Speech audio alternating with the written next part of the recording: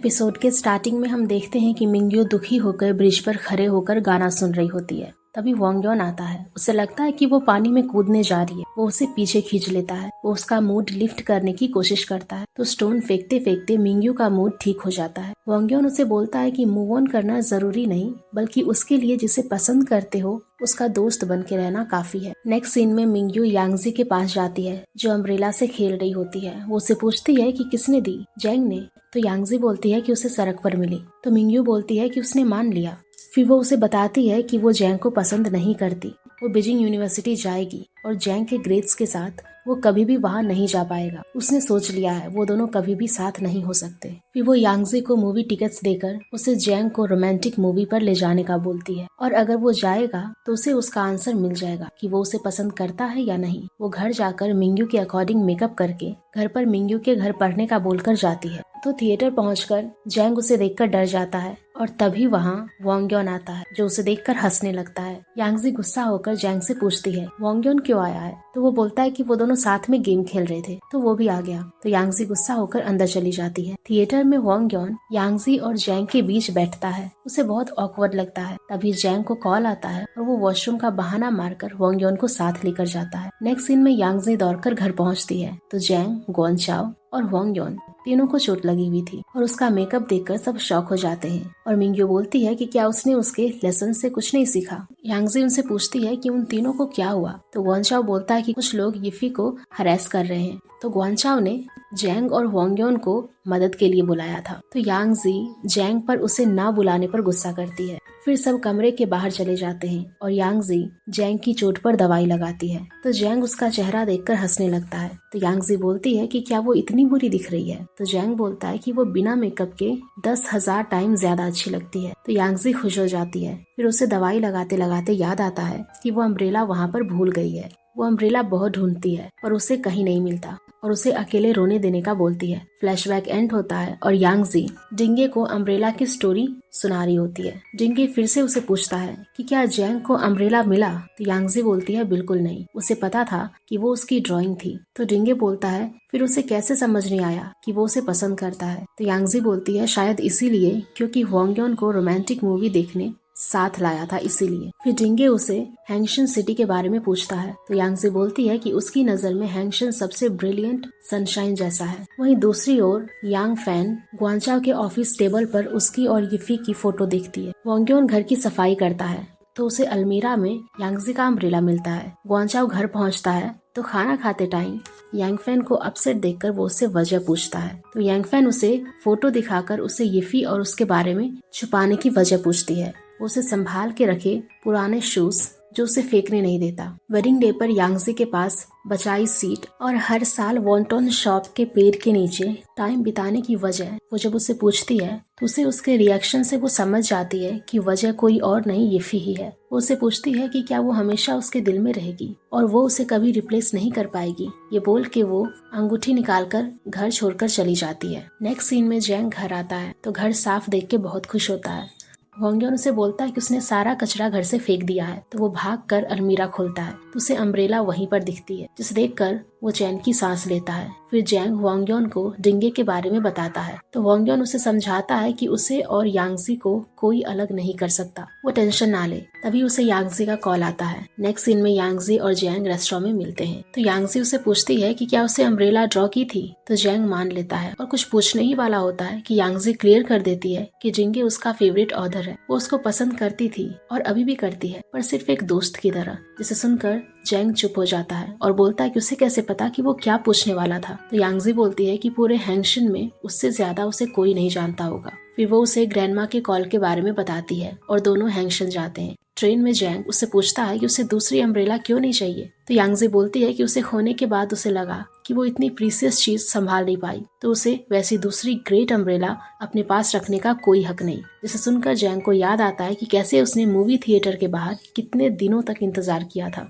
तब जाकर उसे वो अम्ब्रेला वापस मिली थी। पूरी ट्रेन जर्नी वो गाना सुनते सुनते बिता देते हैं। हैंगशन पहुंचकर वो सबसे पहले ग्रैंडमा के पास जाते हैं, जो उसको देखकर बहुत खुश होती है। ग्रैंडमा उसको उनके फेवरेट ड्रिंक्स ला कर देती है, जो जैंग को यांगजी के लिए बॉटल खोलते देख हंसने लगती है और बोलती है कि इतने सालों के बाद भी तुम पहले जैसे हो, लगता है तुम्हारे रिलेशनशिप टाइम से गुजर कर स्ट्रॉन्ग हो गया है। तो दोनों डिनाई करते हैं कि वो सिर्फ नॉर्मल दोस्त थे, जिसे सुनकर ग्रैंडमा को हंसी आ जाती। फिर वो उन्हें यांग फैन और गुआनचाओ की लड़ाई के बारे में बताती है। तो यांगजी पूछती है कि क्या उनकी लड़ाई यिफी की वजह से हुई थी। तो जैंग शॉक होकर रिएक्शन दे रहा होता है, तो यांगजी उसे चुप बैठने का बोलती है। नेक्स्ट सीन में यांगजी ड्राइव कर रही होती है, तो जैंग को डर लगता है। वो उसे धीरे चलाने का बोलता है। तो गुआनचाओ को हर जगह ढूंढते ढूंढते पार्क पहुंचती है, तो वो वहाँ फ्रस्ट्रेशन में बास्केटबॉल खेल रहा होता है। वो जाकर उसके साथ बैठते हैं और गुआनचाओ को बियर पीता देख यांगजी उसे आराम से पीने का बोलती है और उसे यांग फैन के बारे में पूछती है। तो वो बोलता है कि उसके पेरेंट्स के घर गई थी। तो यांगजी उसे पूछती है क्या वो उससे मिलने गया,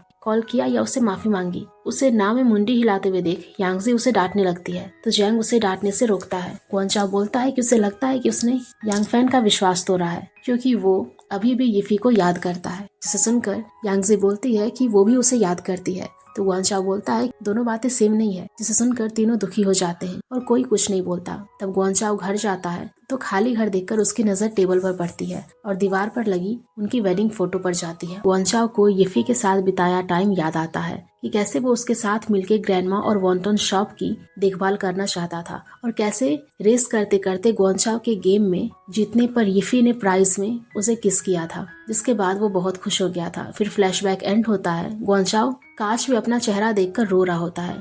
वहीं दूसरी तरफ यांगजी ड्रंक जैंग को संभालती है। तो जैंग नशे में उसे परेशान करने के लिए उसे बताता है कि उसने ट्रूथ और डेयर गेम में झूठ बोला था और फिर बात पलटकर नूडल्स खाने का बोलता है। उसकी ऐसी हालत देखकर यांगजी उसे घर ले जाती है। घर पर उसके मम्मी पापा जैंग को नशे की हालत में देखकर यांगजी को उसका ध्यान रखने को बोलकर उसके लिए हनी वाटर और ब्लैंकेट लेने जाते हैं। तो यांगजी उसके शूज निकालने में हेल्प कर रही होती है। तो जैंग नशे में खुद के कपड़े खींचने लगता है और चिल्लाकर बोलता है कि वो उसके कपड़े निकाल रही है। तभी वहाँ यांगजी के पेरेंट्स आकर देख लेते हैं और यांगजी को मिसअंडरस्टैंड करके बोलते हैं कि वो अब छोटे नहीं बड़े हो गए हैं और उसे ढंग से बिहेव करना चाहिए। रात के टाइम जब सब सो गए होते हैं तो ड्रंक जैंग यांगजी के रूम में जाकर उससे इंस्टेंट नूडल्स बनाने का बोलता है। तो यांगजी उसके लिए नूडल्स बनाने चाहती है। हम पास्ट में देखते हैं कि कैसे पहले भी यांगजी जैंग के लिए नूडल्स बनाए थे। उसे फ्रॉक पहने देखकर जैंग ने बोला था कि क्या वो उसकी ग्रैंडमदर की है। तो यांगजी उसे चिढ़ गई थी और उसे बदला लेने के लिए कॉलेज एंट्रेंस एग्जाम के लिए प्रोटीन की जरूरत के बहाने जैंग के सर पर मारकर अंडे फोड़े थे। नूडल्स खाते वक्त ड्रीम यूनिवर्सिटी की बात करते जैंग ने बोला था कि उसे बड़ी सिटी में नहीं जाना क्योंकि वहाँ बहुत ट्रैफिक और क्राउड होता है। फ्लैशबैक एंड होता है और हम देखते हैं कि यांगजी नूडल्स बनाकर लाती है। तब तक जैंग का सारा नशा उतर गया होता है। नूडल्स खाते खाते जैंग बोलता है नूडल्स इसीलिए अच्छे टेस्ट कर रहे हैं क्योंकि उसे यांगजी ने बनाए हैं। तो यांगजी शर्मा जाती है और उसे नूडल्स खाते हुए देखती रहती है। नेक्स्ट डे जैंग फोटोग्राफी करके गुआनचाओ से मिलने जाता है और उसे साथ में गेम खेलने का बोलता है। वहीं दूसरी तरफ हम यांगजी वॉन्टन शॉप जाकर यांग फैन जो कि ग्रैंडमा की मदद कर रही होती है उसे उसके साथ सिटी का स्ट्रोल करने के लिए ले जाती है। जैंग और यांगजी दोनों अलग अलग गुआनचाओ और यांग फैन से बात करते करते एक दूसरे की लाइफ में इम्पोर्टेंस का एहसास करवाते हैं, जिसके बाद वो उन्हें एक दूसरे से मिलवाते हैं और उनके बीच की मिसअंडरस्टैंडिंग क्लियर हो जाती है। रात में गुआनचाओ यांग फैन को हील्स पहनाकर उसे बैग पर चढ़ाकर घर ले जाता है। वहीं जैंग यांगजी की फैमिली के साथ डिनर करता है। यांगजी की मम्मी उसे वांगयोन के बारे में पूछती है तो यांगजी उन्हें क्लियर करती है कि वांगयोन और वो कपल नहीं है। वांगयोन उसे बिल्कुल पसंद नहीं करता और ना ही वो उसे करती है। वो तो उन लोगों ने खुश करने के लिए एक्ट कर रहे थे। तो उनके पेरेंट्स उसे जैंग का एग्जाम्पल देकर सेटल होने का बोलते हैं। तो जैंग को चुप देखकर यांगजी उन्हें बताती है कि जैंग की गर्लफ्रेंड सेलिब्रिटी है, इसीलिए उसने जैंग को डंप कर दिया। जिसे सुनकर यांगजी की मम्मी उसे जैंग के साथ सेट करने का ट्राई करती है। तभी जैंग को चोल का कॉल आता है और यांगजी उसके पेरेंट्स पर चिढ़ जाती है। चोल उसे जैंग को उसकी मर्जी से गेम का कैरेक्टर चेंज करने के लिए उसे और मिस्टर गो को ऑफिस आकर कन्विंसिंग एक्सप्लेनेशन देने का बोलती है। जिसे सुनकर जैंग का मूड डाउन हो जाता है और यांगजी के साथ आई कांटेक्ट होने पर वो एक छोटी सी स्माइल पास करता है। नेक्स्ट डे वो ग्रैंडमा से मिलने जाती है जो उनकी उम्र की वजह से बहुत जल्दी चीजें भूल जाती है। यांग फैन के याद दिलाने पर वो उन्हें पैक्ड वॉन्टन देती है। फिर वो दोनों गुआनचाओ और यांग फैन को ग्रैंडमा की तबीयत का ख्याल रखने का बोलकर वापस जियांगहाओ लौट जाते हैं। घर लौटने पर ग्रैंडमा वॉन्टन्स खाते खाते वांगयोन जैंग को यांगजी के घर उसके साथ टाइम स्पेंड करने के नाम से उसकी खूब टांग खींचता है। वो जैंग को बोलता है कि वो चाहता है कि यांगजी और वो दोनों का सच में कुछ हो। वो उसे और यांगजी को साथ में शिप करता है। वो उसे यांगजी को वेल वाली अम्ब्रेला देने का बोलता है। जैंग को बात टालता देख वांग यांगजी को कॉल करने जा रहा होता है, तो वो उसे कॉल करने नहीं देता, जिससे वांग बोलता है कि ठीक है, अगर वो यांगजी को अम्ब्रेला नहीं देना चाहता तो वो उस अम्ब्रेला को घर में नहीं रखे और फेंक दे। जिसे सुनकर जैंग उस पर उसका घर उसकी मर्जी बोलकर ढोस जमाता है और वापस खाना खाने लग जाता है। फिर हम जैंग को यांगजी की फोटो पर ड्रॉ करता हुआ देखते हैं। वो उठ के खिड़की के पास जाकर अम्ब्रेला और खिड़की से यांगजी की बैल्कनी देखता है।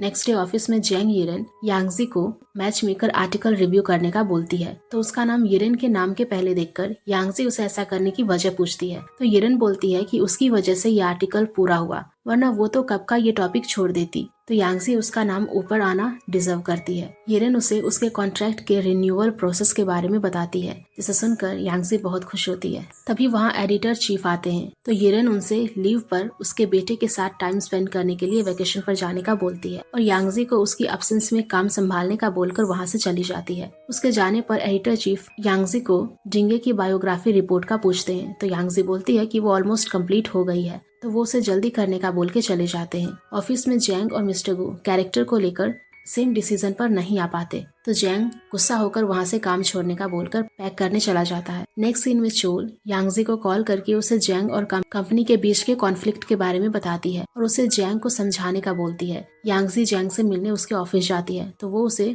चोल जैंग को किस करके कन्फेस करते देखती है, जिसे देखकर यांगजी की आंखें भर जाती है। हमें जैंग अपना सामान पैक करता दिखता है, तो चोल उसे आकर समझाने की कोशिश करती है। वो उसे बताती है कि उसने मिस्टर गू से बेस्ट मोशन इक्विपमेंट की बात करी है और वो उसके लिए मान गए हैं, और वो उसे थोड़ा रुकने का बोलती है ताकि वो गेम के कैरेक्टर के लिए कुछ सोच सके, जिससे वो और कंपनी दोनों सेटिस्फाई हो। जिसे सुनकर जैंग चोल को थैंक यू बोलता है। चोल एकदम से बात करते करते उसके पास आती है और गाल पर किस करके अपनी फीलिंग कन्फेस करती है, जिससे जैंग थोड़ी देर के लिए शॉक हो जाता है। उसी वक्त ऑफिस के बाहर यांगजी सब कुछ देख लेती है। जैंग की नजर उस पर पड़ी और वो उसे रोकने का ट्राई करे उससे पहले ही वो वहाँ से भाग जाती है। घर पहुंचकर उसे जैंग के बहुत कॉल आते हैं, पर वो एक भी रिसीव नहीं करती और फ्रस्ट्रेट होकर उसे डांट रही होती है। तभी उसे जिंगे का कॉल आता है और वो उसके साथ में करोके ले जाती है, जहाँ वो ड्रिंक करके गाना गाकर फ्रस्ट्रेशन निकालती है। वहीं दूसरी ओर जैंग उसे कॉल करता है, पर वो कॉल नहीं उठाती, तो वो उसे मैसेज करके रिक्वेस्ट करता है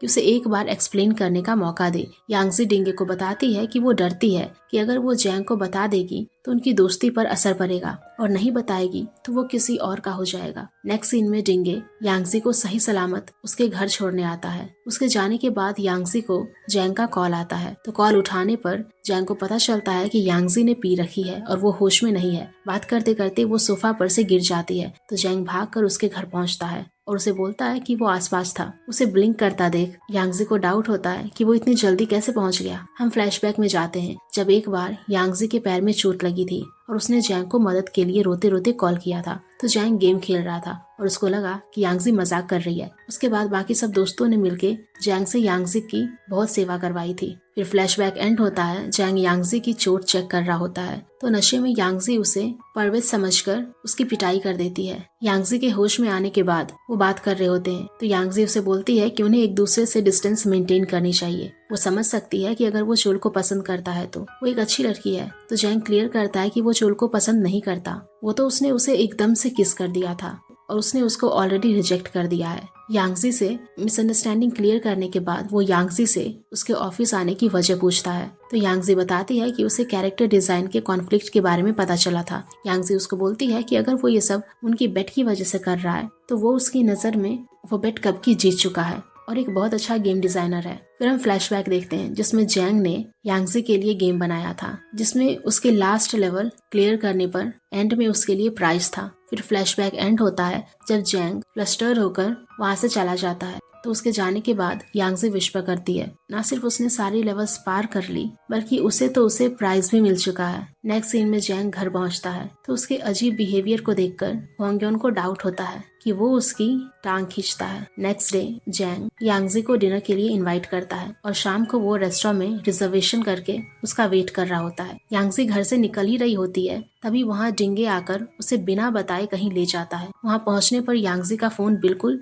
सिग्नल में नहीं था। वो जैंग को इन्फॉर्म नहीं कर पाती। डिंगे उसे उसके लिस्ट के आखिरी विश को साथ में पूरी करने का बोलता है तो वो मान जाती है, जो कि बारिश के बाद माउंट जी पर सनराइज देखना था। वो सिग्नल मिलते ही जैंग को इन्फॉर्म करने की कोशिश करती है, पर बात करते करते सिग्नल चला जाता है और फोन कट हो जाता है। यांगजी का इंतजार करते करते वो दुखी होकर वहाँ से निकल जाता है। यांगजी को उसके फोन को बार बार देखते हुए डिंगे उसे पूछता है तो यांगजी उसे उसकी डेट के बारे में बताती है, जिसे सुनकर वो बोलता है फिर उस डेट को और इंतजार करने देना चाहिए। जिस पर यांगजी पूछती है कि अगर इंतजार बहुत लंबा हो तो डिंगे बोलता है जो चीज आपको मिलनी है वो मिलकर ही रहेगी, और जो किस्मत में नहीं उसका जिंदगी भर क्यों ना इंतजार करो, वो आपको कभी नहीं मिलेगी। और फिर वो उसे व्यू एंजॉय करने का बोलता है। डिंगे की बात में उसे माउंट जी के बारे में बहुत कुछ बताता है। तो यांगजी उसे पूछती है कि वो इतना सब कैसे जानता है, तो वो बताता है कि वो स्कूल के बाद यहाँ बहुत आता था। वो उसे पूछती है कि उसने सनराइज देखने के लिए इस जगह को ही क्यों चुनी, तो वो बताता है कि किसी ने उसे बोला था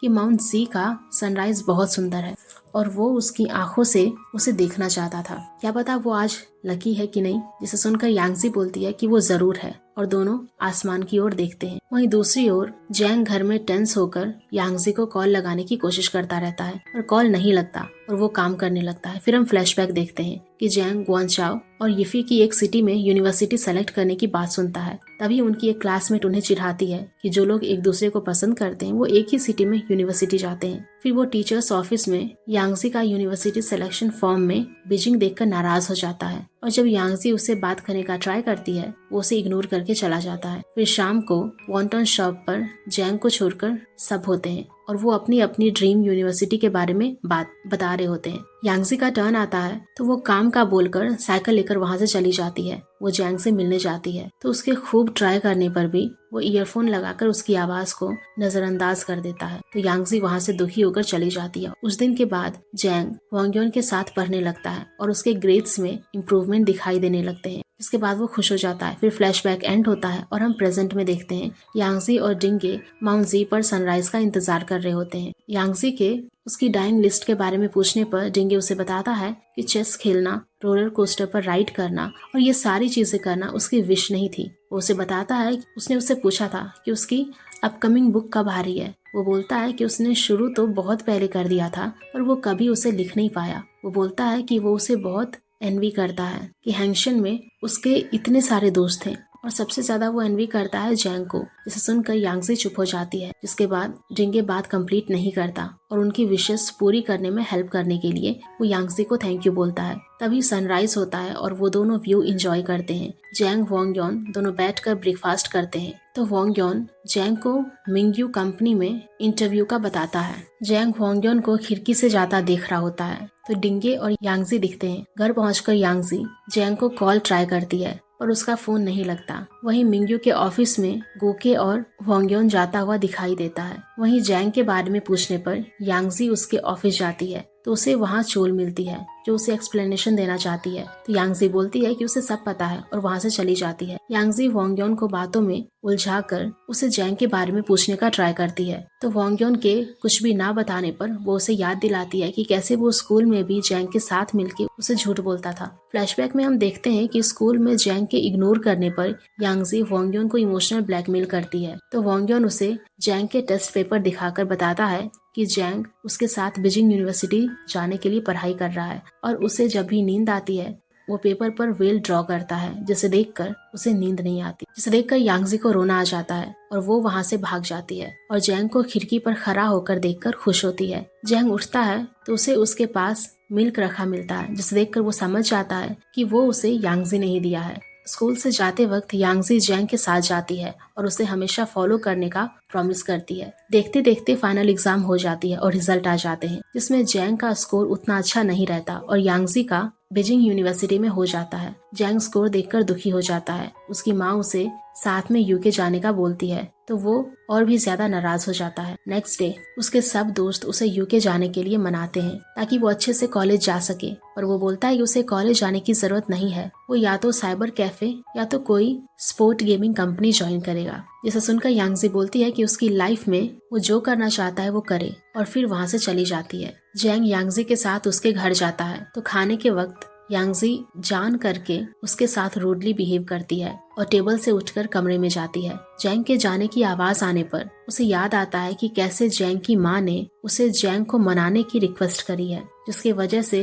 वो ऐसा कर रही है। वो उस बारे में सोचकर रोने लगती है। फ्लैशबैक एंड होता है। वो वोंगयोन को बताती है कि कैसे वो यूके उन दोनों की वजह से गया था, जिस बारे में वोंगयोन को कोई आइडिया भी नहीं था। और हम फ्लैशबैक देखते हैं। यांगजी ने वोंगयोन को स्टॉलकर को भगाने के नाम पर जैंग के सामने एक्ट करवाया था। वोंगयोन और यांगजी को हाथ पकड़ा देख जैंग हर्ट होकर यूके जाने के लिए तैयार हो गया था। ऐसा करते हुए वो बहुत रोई थी। फ्लैशबैक एंड होता है और वोंगयोन बोलता है कि वो ऐसा कर भी कैसे सकती है, तो यांगजी बोलती है कि उसे भेजने के लिए ऐसा करना जरूरी था, वरना उसके साथ रहने के लिए जैंग कहीं नहीं जाता। वो इतना स्मार्ट और टैलेंटेड है, उसके टैलेंट के बारे में सबको पता चलना चाहिए। वो रिग्रेट तो करती है, और वो उससे ज्यादा ये रिग्रेट करती कि उसने कभी उसे सच नहीं बताया। उसे अभी तक यही लगता है कि उन दोनों के बीच में और कोई आदमी है। वो जब भी वापस आया उसने ऐसे एक्ट किया कि कभी कुछ हुआ ही नहीं था, तो उसे कभी समझाने का मौका ही नहीं मिला। तो वोंगयोन उसे ये बात उसे एक्सप्लेन करने का बोलता है। यांगजी उसे जैंग को कॉल लगाने का बोलती है, तो वोंगयोन उसे कॉल करने लगता है, जिसे देखकर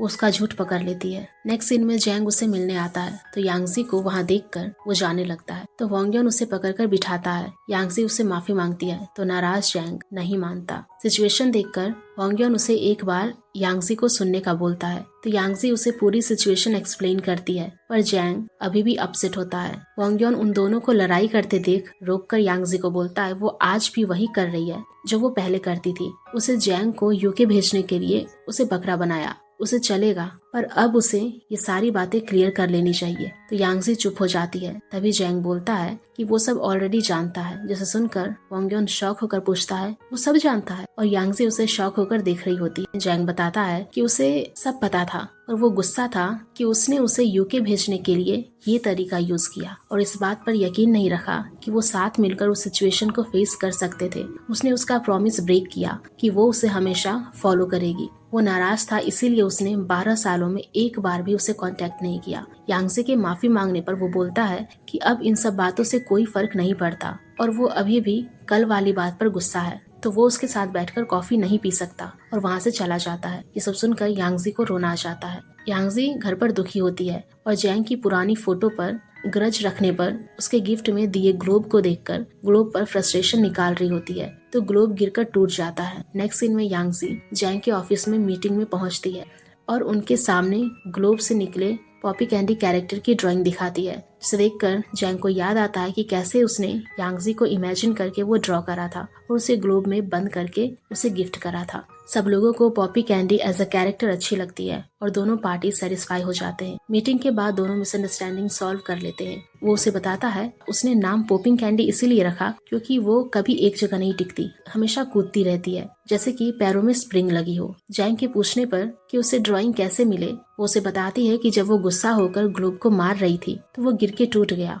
और उसे ये डिजाइन मिले। तभी जैंग को मीटिंग के लिए बुलाया जाता है तो उसे जाना पड़ता है। मिंग्यू की कंपनी में ऑफिस में गू का इंटर्नशिप की पोजीशन की इंक्वायरी करता हुआ दिखता है। रात को जैंग उसे गेम के बारे में बताता है और यांगजी और जैंग के बारे में बात करते वक्त वोंगयोन को कंपनी से मैसेज आता है, तो वो कंपनी जाता है और गुकाई उसे कंपनी में पोजीशन दिलवाता है और उसे एक फेवर मांगता है। नेक्स्ट सीन में हम देखते हैं कि वोंगयोन जैंग और यांगजी को एक जगह बुलाता है जहाँ गुकाई मिंग्यू को शादी के लिए प्रपोज करता है, जिसे देखकर वोंगयोन की आंखें भर जाती है। मिंग्यू गुकाई का प्रपोजल एक्सेप्ट कर लेती है। उसके बाद वोंगयोन जैंग और यांगजी बैठकर ड्रिंक कर रहे होते हैं। उन्हें याद आता है कि कैसे कॉलेज सेलेक्ट करने के टाइम मिंग्यू ने यांगजी को बताया था कि वो किंगबी यूनिवर्सिटी जाएगी, तो वोंगयोन ने भी किंगबी चूज किया था, पर रिजल्ट के दिन मिंग्यू का यूनिवर्सिटी जेंगहाओ हो गया था, जिसे देखकर वो शॉक हो गए थे। वांगयोन के पूछने पर मिंग्यू ने उसे बताया था कि उसे जेंगहाओ से कॉल आया था, तो उसने एक्सेप्ट कर लिया क्योंकि उसे रियलाइज हुआ कि सपने अच्छे होते हैं पर उनका प्रैक्टिकल होना भी जरूरी है। और उसने जान करके यांगजी को बीजिंग यूनिवर्सिटी बताया क्योंकि वो जानती थी कि वो भी सेम यूनिवर्सिटी चूज करेगा। और वो ये भी जानती है कि वांगयोन बेस्ट डिजर्व करता है और बेस्ट तो बीजिंग ही है। जिसके बाद दोनों गले लगते हैं तो दोनों को रोना आ जाता है। फ्लैशबैक एंड होता है और नेक्स्ट सीन में जैंग वांगयोन को घर लेकर आता है तो नशे में उसे बोलता है कि जैंग और यांगजी उसके और मिंग्यू जैसे ना एंड, और उसे बोलता है कि वो 12 साल से वेट कर रही, उसे और बारिश होने तक का इंतजार नहीं करवाना चाहिए और कल जाकर उसे अम्ब्रेला दे देना चाहिए। नेक्स्ट सीन में जैंग यांगजी को उसके ऑफिस लेने जाता है और दोनों मूवी देखने जाते हैं। जैंग यांगजी को हेलमेट पहनने को देता है और बोलता है कि उसने उसके लिए स्पेशली उसकी साइड का हेलमेट लाया है क्योंकि उसे उसकी अब से बहुत ज्यादा जरूरत लगेगी। जिसे सुनकर यांगजी शर्मा जाती है। फिर वो दोनों मूवी देखने जाते हैं तो जैंग पूरा थिएटर बुक कर देता है और वो दोनों अकेले मूवी एंजॉय करते। मूवी एंड होने के बाद जैंग यांगजी के साथ एंड तक क्रेज सीन दिखता है। जब यांगजी उठकर जा रही होती है तो जैंग पीछे से आवाज लगाकर बोलता है क्या वो कुछ भूल तो नहीं रही। तो पलटकर देखने पर उसे जैंग के हाथ में वेल अम्ब्रेला दिखता है, जिसे देखकर उसकी यादें ताजा हो जाती है और उसकी आंखों में आंसू आ जाते हैं। जैंग यांगजी को उसकी बिल्डिंग तक छोड़ने आता है तो यांगजी उसे अम्ब्रेला के लिए थैंक यू बोलती है और उसके लिए खाना बनाने का बोलती है तो जैंग हाँ बोल देता है। यांगजी जैंग के घर जाने की बात पर जैंग को बहाना मारते देख यांगजी बोलती है वो तो ऐसे कर रहा है जैसे कि उसने घर पर किसी को छुपा कर रखा है। फिर वो उसके घर जाने से मना कर देती है और खुद के घर जाने लगती है। पर कुछ याद आने पर पलटने पर जैंग को गलत डायरेक्शन में जाता देख उसे डाउट होता है और वो पूछती है कि वो कहाँ जा रहा है। फिर वो उसे याद दिलाती है कि एंट्रेंस दूसरी साइड है तो जैंग पलटकर उल्टा जाने लगता है और एपिसोड यहीं पर एंड हो जाता है। तो गाइज अगर आप लोगों को ये एपिसोड पसंद आई होगी तो प्लीज वीडियो को जरूर लाइक करिएगा और नेक्स्ट एपिसोड के लिए हमारे चैनल को जरूर सब्सक्राइब कर लें। Thank you.